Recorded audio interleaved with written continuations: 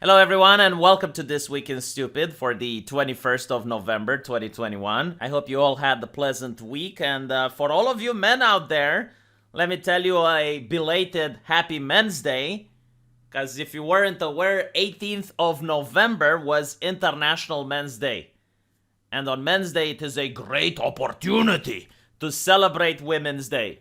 According to the United Nations, Happy International Men's Day to all the male allies around the world who support women, defy gender roles, fight gender-based violence, and stand up for equality. UN Women invites everyone everywhere to support gender equality, unwomen.org. Yes, every day is Men's Day, and Men's Day is a great opportunity to celebrate Women's Day. Let's see how the people in the comments have responded to this very beautiful post by the United Nations. Starving children as young as 9 forced to give UN officials... Unfortunately, November 19th was plagued by evil, sexist articles such as this. This International Men's Day, us men have some demands. Starting with making half of our MPs male. Horrible. Horrible sexist articles, isn't it? And by the way, I've been told that the International Men's Day, which is something quite recent, when I was a kid, people didn't used to celebrate that. It's actually because of a beer commercial which started all of this, so it's a fake holiday. It's a fake holiday, unlike the glorious Women's Day, which is started by a prominent Marxist activist. And it's being promoted by Marxists around the world to the point where it became a phenomenon. So, Men's Day is evil. Beer company, capitalist, ew. I feel icky now for celebrating it. But anyway, right, let's move to something a little bit more inspiring, to something that would enlighten the mood before we get into the stupid articles. And let's talk about the Make-A-Wish Foundation. Now, all over the world, there's children that are being diagnosed with deadly conditions. Children who aren't going to survive. And Make-A-Wish Foundation is trying to fulfill their dying wish. Now, most children ask for something selfish. Usually a visit from an actor, or to go to Disneyland, or something that they can do for themselves.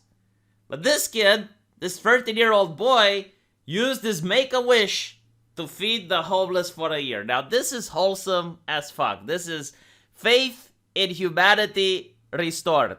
What an absolute king.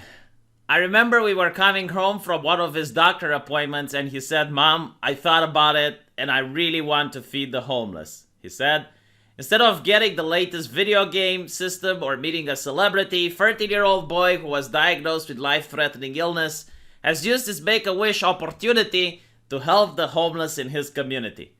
Adiola Abraham Olabegi and his mother, Miriam, had the passion for taking care of the homeless around their neighborhood in Jackson, Mississippi. According to WLBT, the pair have a history of providing food to the needy every month, and they recently got added help from the Make-A-Wish Foundation. The kid has been diagnosed with a rare disease, aplastic anemia, in 2020. The condition causes the body to stop producing enough red blood cell, leaving the patient fatigued and more prone to infection and uncontrolled bleeding. Abraham later underwent a successful bone marrow transplant, and he qualified to have one of his dreams fulfilled through Make-A-Wish. It didn't take long for Abraham to think of the perfect choice, one that would continue the mission that was so important to him and his family. So I thought that would be a nice, wholesome article for Men's Day. And by the way, I have another. I know this is called This Week is Stupid, but a lot of people ask me to talk about wholesome stuff now and then to re-energize them with a will to live. So, as you know, last week in Kenosha, we had the Kile Rittenhouse trial going on. And while the jury was deliberating, outside of the courthouse, you had Black Lives Matter on one side and the Kyle Rittenhouse supporters on the other. And do you know what happened when these two groups clashed? Do you know what happened when these two groups met? Well, much to the dismay of the politicians and to the dismay of the 1%, the two groups actually sat together and shared a slice of pizza. And else he's done for all of us. He's not only came here to make a difference, he brought pizza to feed everyone. Please pay attention to this, guy. This is his food. Hey, come here, my man. My man, what's his name? Hey, come here. Brother Change. This is process. Not only did he come here to bring peace, he brought food for people. Y'all give it up for him, all right? That's right. Make some noise. All right, we need some napkins. That's right. I'm looking for the cheese. You guys, if you get napkins, come on, get food. Come on. Get energized and remain peaceful. I'm trying to find the cheese. Come on. Watch the pizza, baby. Watch it. I'm sorry. I got you. Stretch your leg. I got you. Come on. You want? What's she go with you want to do the interview? Thank you, Lord. Thank you, baby.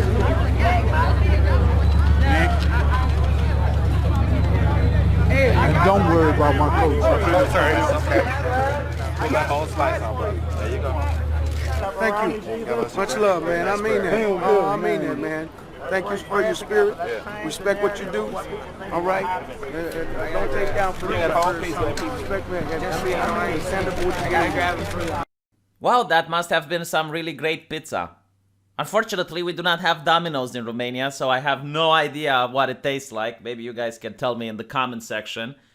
But yeah, seeing all the people getting together from both sides of the political aisle, very interesting, very dangerous as well. Imagine if they start talking about class issues and things that affect everybody. For example, the inflation. Yeah, the inflation affects everyone, but unfortunately, it blindsided many experts.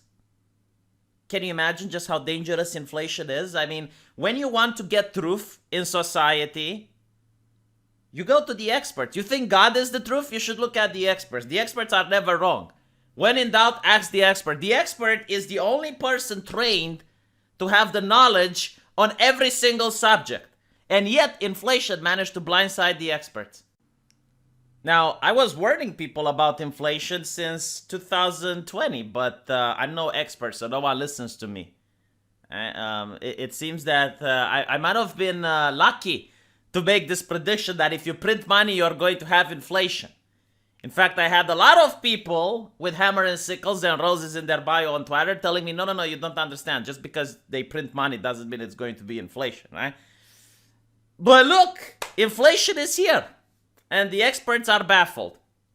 Now, no expert has resigned over their failure to predict this natural calamity, which is inflation. In other words, they get to make predictions that politicians take into account when passing legislation, which in turn influences your life. But if they're wrong, then, well, they still get to be in the position of an expert.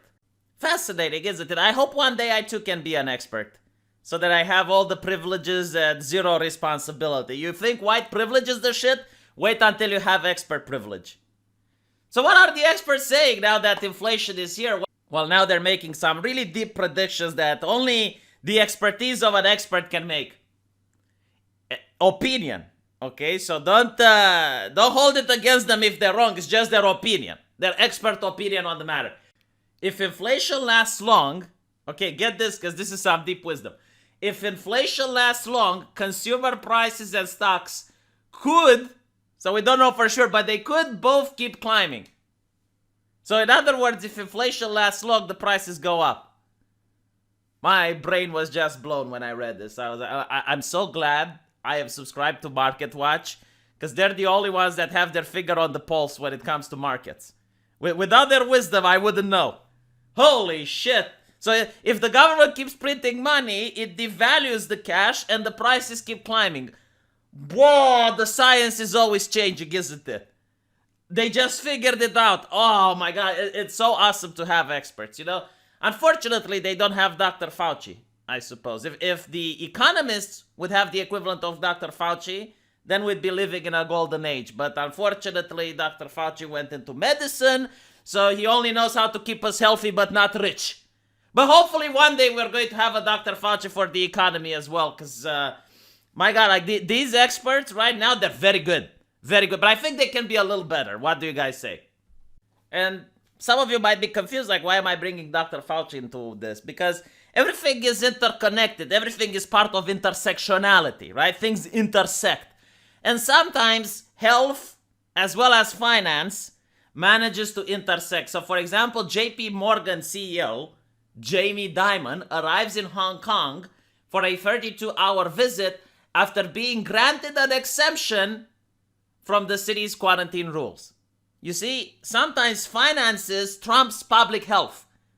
And people say, well, hold on a little bit. This is not about equality. Like, shouldn't everyone be under the law? And the answer is like, everyone is under the law.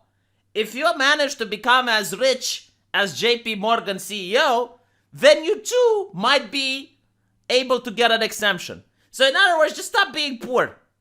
Just stop being poor, become rich, and I as a potential financial expert will tell you the key to becoming rich. Are you ready? I can't believe I'm going to tell you this for free. Maybe you should give me a super chat if you appreciate my advice, because I'll just tell you the secret on how you can stop being poor. Maybe MarketWatch can print it in an article, because it's going to blow your mind. Listen, if you want to stop being poor, you need to make money. I'm serious, I'm not kidding, right? Like, poor people don't have money, but if you get money, you become rich. So that's how you can be like JP Morgan. You get money and you become rich. And then you too, when you travel to Hong Kong or to a climate change meeting in your private jet, you might be allowed to have exemptions from the rule that us normal people live under. Although I should stop saying us or we, because I'm an expert in training. I want to become an expert to transcend my humanity and to be above all of you peasants. I want to have the truth, the alpha and the omega, the expert. And yeah, I mean, we live in a society where the experts are really, really the ones in power. And you get to see here from NBC News, Christina Wiman. Parents think they have the right to control teaching and learning because their children are the ones educated. It's sort of like entering a surgical unit thinking you can interfere with an operation because the patient is your child. Did you get that, bigot? Like, since the Industrial Revolution, no greater invention has been discovered by mankind like that of the expert. The expert is the only one capable of educating your child. You think that when you were a kid, your parents educated you? Think again. The experts were manipulating your parents to educate you.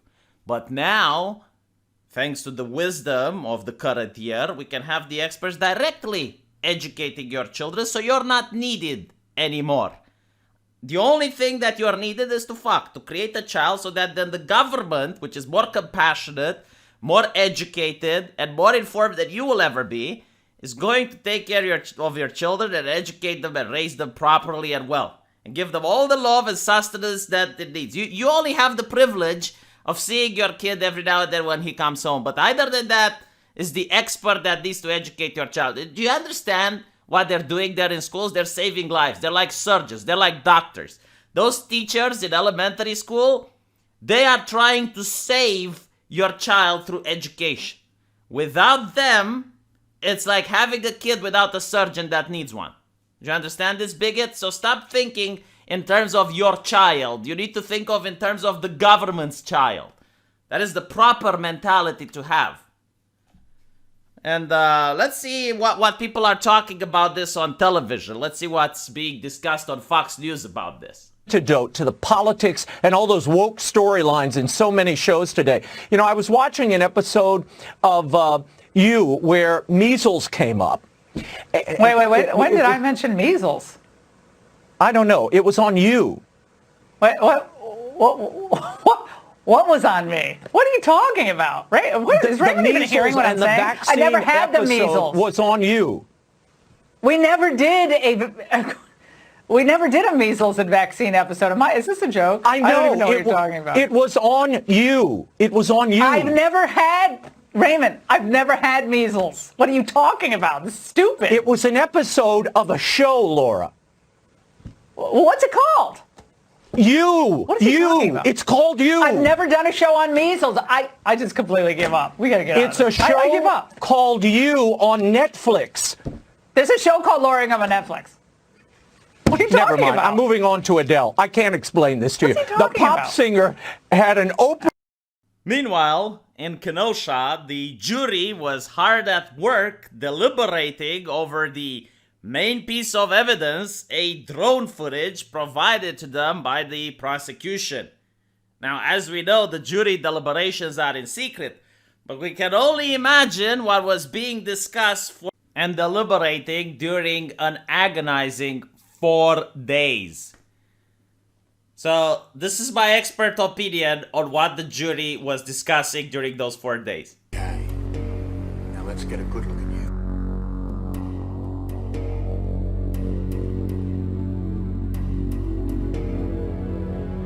Hold it. Run that back. Wait a minute. Go right. There, freeze that. Full screen. Okay, freeze that. Tighten up on that thing. Vector in on that guy by the back wheel. Zoom in right here on this spot. With the right equipment, the image could be enlarged and sharpened. What's that? It's an enhancement program. Can you clear that up any? I don't know. Let's enhance it. Enhance section A6. I enhance the detail and... I think there's enough to enhance. Release it to my screen. Enhance the reflection in her eye. Let's run this through video enhancement. Edgar, can you enhance this? Hang on. I've been working on this reflection. Someone's reflection. Reflection. There's a reflection of the man's face. A reflection. There's a reflection. Zoom in on the mirror. You can see a reflection. Can you enhance the image from here? Can you enhance him right here? Can you enhance it? Can you enhance it? Can we enhance this? Can you enhance it? Hold on a second, I'll enhance. Zoom in on the door. Times 10. Zoom. Move in. More. Wait, stop. Stop. Pause it. Rotate us 75 degrees around the vertical, please. Stop. And go back to the part about the door again.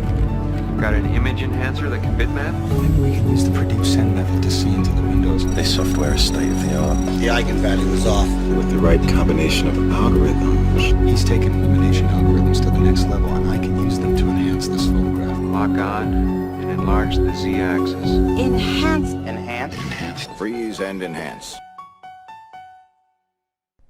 So, after 4 days of doing that, the jury has finally reached a conclusion. State of Wisconsin versus Kyle Rittenhouse. As to the first count of the information, Joseph Rosenbaum. We, the jury, find the defendant Kyle H. Rittenhouse not guilty. As to the second count of the information, Richard McGinnis. We, the jury, find the defendant Kyle H. Rittenhouse not guilty. As to the third count of the information, unknown male. We, the jury, find the defendant Kyle H. Rittenhouse not guilty. As to the fourth count of the information, Anthony Huber, we, the jury, find the defendant Kyle H. Rittenhouse not guilty. As to the fifth count of the information, Gage Grosskreutz, we, the jury, find the defendant Kyle H. Rittenhouse not guilty. Members of the jury, are these your unanimous verdicts? It seems that Japanese artists on the scene have immortalized the moment. Don't ask me why. But if you don't like the verdict, you should take into account that this happened in Kamala Harris's America. That's right. Because the US President Joe Biden underwent a colonoscopy, and while he did that, he transferred his powers to the Vice President, and while Kamala Harris was President, Kyle Rittenhouse was found not guilty and the stock market went to shit. But it's okay, because as soon as Joe Biden regained his powers, he came out and he said that the jury system works. Despite the fact that he actually called Kyle Rittenhouse a white supremacist, he seemed to be pleased with the fact that the justice system is working. However, after he went and spoke with his handlers, he realized that he might have made a mistake, and he added something extra and became an angry white man, because he went like, hold on a little bit. I mean, yeah, okay, the jury system is working, oof, but most people who voted for me probably don't like that. So now he is dismayed by what the jury has done. He is dismayed at the verdict in a written statement, although earlier he said he stood by the jury. I guess the US president is kind of like the science, isn't he? It's always changing, it's always evolving. However, most people that actually follow the trial beginning to end either believe that, well, this is not surprising, everyone expected this verdict, but then you have the other people who are like, well, the prosecution was really bad, the prosecution really botched this up, they could have done a much better job. So this is the people who actually watched the trial. And then you have the people on the Twitter that have blue check marks.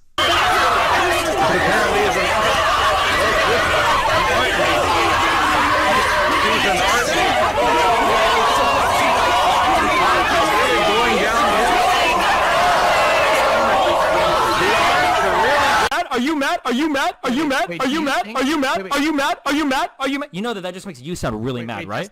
Destiny. You know that every time you make one of these dumb faces, you're like, Hey, Destiny. Hey, Destiny. like you're literally the comic. You're the Wojak guy who's like, I'm not mad, you're mad. And of course, let's not forget the mainstream media who now have their reputation on the line after calling him an active shooter and all of the other things before the jury managed to even get a verdict, who are now saying that the trial was designed to protect white conservatives who kill. So the salt levels are astronomical. And honestly, who can blame them, because lawsuits might be coming. So the mainstream media is a little bit afraid, they're a little bit scared. I can understand how it's like to be a multi-billion-dollar corporation and share fake news to the public, and now you might get sued. So I kind of understand where they're coming from. I can sympathize with them. I don't like seeing people afraid. Hopefully they're going to man up and find the courage soon, just like the US president did, and stand by the jury and be on the side of law and justice.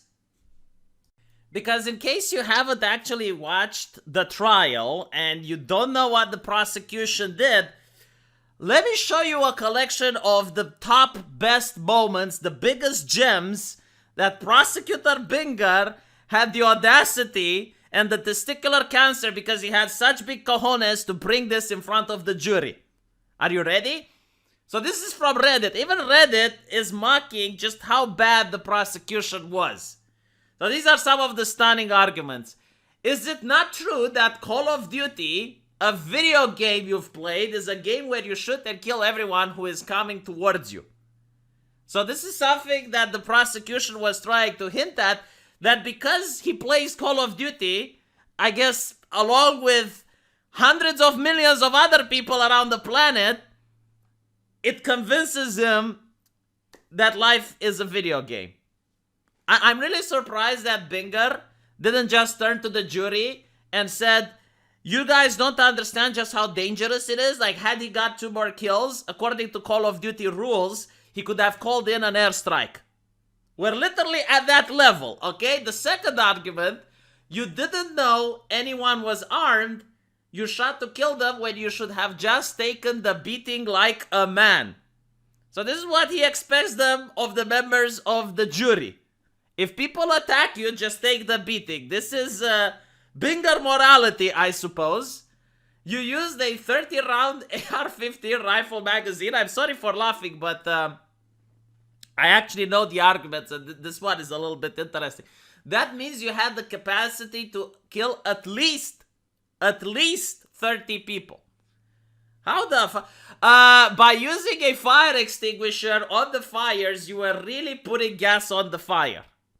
So what he is saying is that if you notice that things are burning, you should never go out and put them out, because even though you're an American citizen in a free country, you do not have the right to go where you please. In other words, if violent people are putting on fire, and you know that those violent people are also going to attack you if you put out the fire, then you shouldn't put out the fire. And people are surprised that they lost the trial. All right. Finally, you were quiet and never talked to the media. Why would you invoke your Fifth Amendment rights? Now, I have 0 days and 0 hours and 0 minutes training as an American defense prosecutor. But even I know that the Fifth Amendment is sacred and you should never bring it up. And this is what upset the judge. And this is when the mainstream media started suggesting that maybe the judge is biased. Now, the ACLU weighed in, and many other experts with blue check marks, and they said, yes, but he crossed state lines. So now we notice a new danger that has risen within the world, especially within the United States. The state line crosser. So I have created a profile to an individual that you should watch out for. And if you ever see this guy, you should call the cops. So the state line crosser is a person that doesn't even stay in his own home every day. He has no fear or guilt of violating the Geneva Convention on crossing state lines. He knows he's committing a war crime, but he doesn't care.